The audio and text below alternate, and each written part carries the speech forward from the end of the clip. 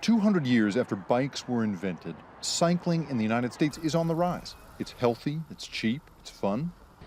But still, only 1% of U.S. trips to work or play involve a bike, compared to 30% in countries like the Netherlands. At the same time, U.S. bike fatalities rose 12% in 2015 alone. The International Cycling Safety Conference is gathering in the United States for the first time to discuss the reasons why. TESCHKE from the University of British Columbia studies how the safety of bike routes affects our motivation to ride and our rate of injury. She says that clear findings are emerging. What everyone wants to do is not be in a crash in the first place. So our research tells you what you can do to prevent being in a crash in the first place. And that is real cycling safety.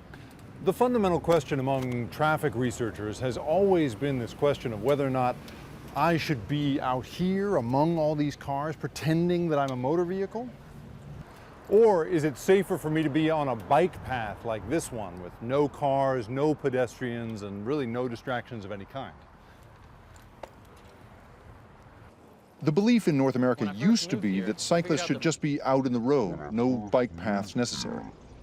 So the law is, my bike is the same as your car, I follow the same rules. Bike over, don't be so inconsiderate.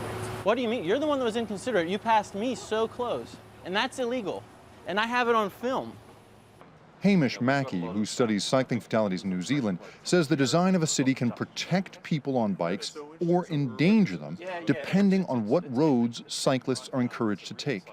Car versus cycle crashes sometimes result in fatalities in urban environments, but if that other vehicle's a truck, then the likelihood of that being a fatal crash really, really goes up. The math suggests that riding on separate bike paths is as much as 10 times safer than riding on a busy street.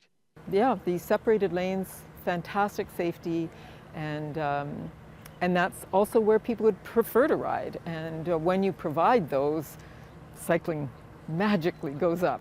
Separate bike paths are the safest way, it seems, to get Americans out of their cars and onto a bike. Jacob Ward, Al Jazeera, Davis, California.